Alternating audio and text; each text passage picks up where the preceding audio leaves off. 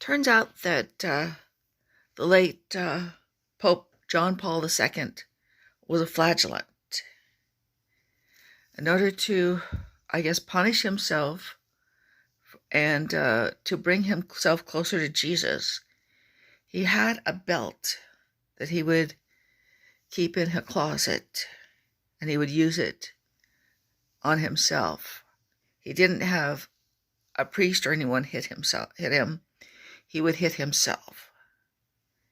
There were also days when he would sleep naked, apparently on a hardwood floor, instead of on a bed.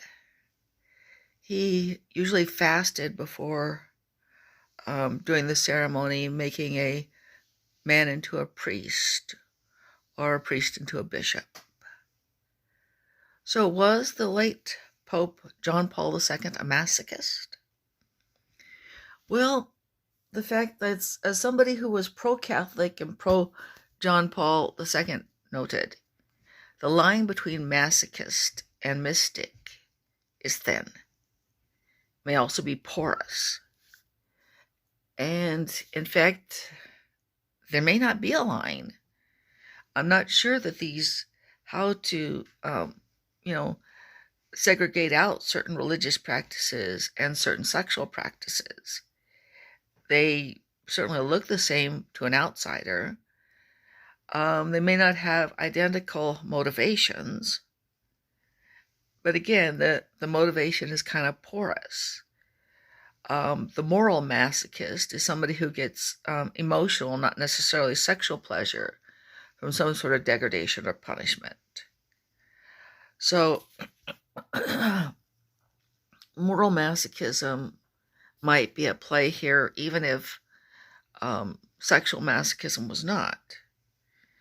Now, the Pope was a virgin, an aged male virgin, probably heterosexual. And the fact that he, was faithful to his vows of celibacy, which I think he probably was, I haven't heard anything to the contrary, doesn't mean that he might have felt that his lust, when he saw a pretty nun or whatever other woman might be around the Vatican, might have been considered sinful. At least in his own belief, he considered it sinful. And, there may have been a sexual element in there. Who knows? Okay. The whole thing is quite fuzzy. The fact that he whipped himself certainly doesn't mean that he has to be dismissed as just a kinky person, because he was a lot of other things as well. Mother Teresa, I have read, also would put something on her thigh, a band around her thigh, that had tiny spikes in it, which would cause a certain amount of pain.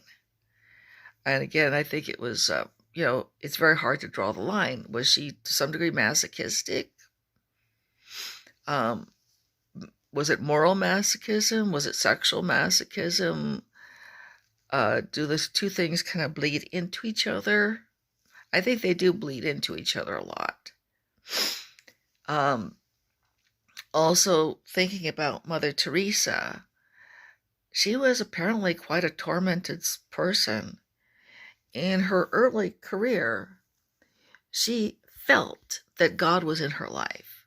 She had a very strong sense of a personal connection with Jesus, with God the Father, with the, personages of the Christian faith, and particularly the Catholic faith.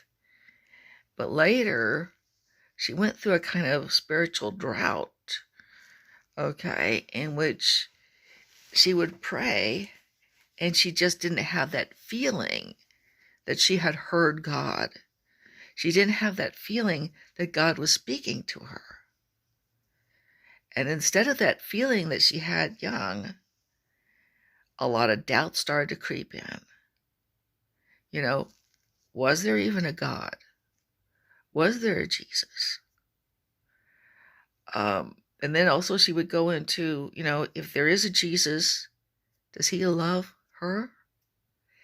In some of the letters they have, she really sounds like a wife whose husband has gotten bored with her.